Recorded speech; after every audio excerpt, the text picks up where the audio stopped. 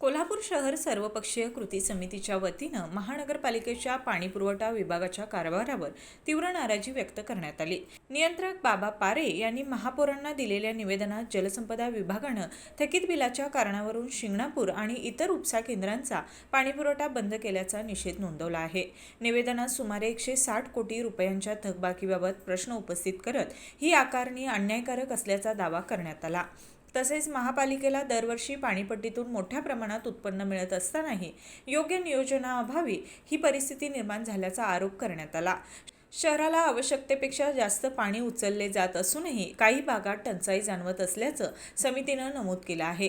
वितरणातील गळती, तांत्रिक कमतरता, मनुष्यबळाची टंचाई आणि आधुनिक तंत्रज्ञानाचा अभाव ही प्रमुख कारणं असल्याचं सांगण्यात आलं। याशिवाय अतिरिक्त पाणी उचलल्यामुळे वीज खर्चाचा कोट्यावधीचा बोजा जनतेवर पडत असल्याचा मुद्दाही यावेळी उपस्थित करण्यात आला। पाणीपुरवठा विभाग अभियंत्यांची रिक्त पदे, STP आणि ऑटोमेशनचा अभाव तसेच पाईपलाईन देखभालीसाठी अपुरा निधी यावरही समितीनं लक्ष वेधलं आहे। पाणी व्यवस्थापनात पारदर्शकता आणून सोलर ऊर्जेचा वापर, नव्या टाक्यांची उभारणी आणि तातडीने धोरणात्मक निर्णय घेण्याची मागणी करत नव्या सभागृहानं हा प्रश्न प्राधान्यानं सोडवावा अशी अपेक्षा यावेळी व्यक्त करण्यात आली।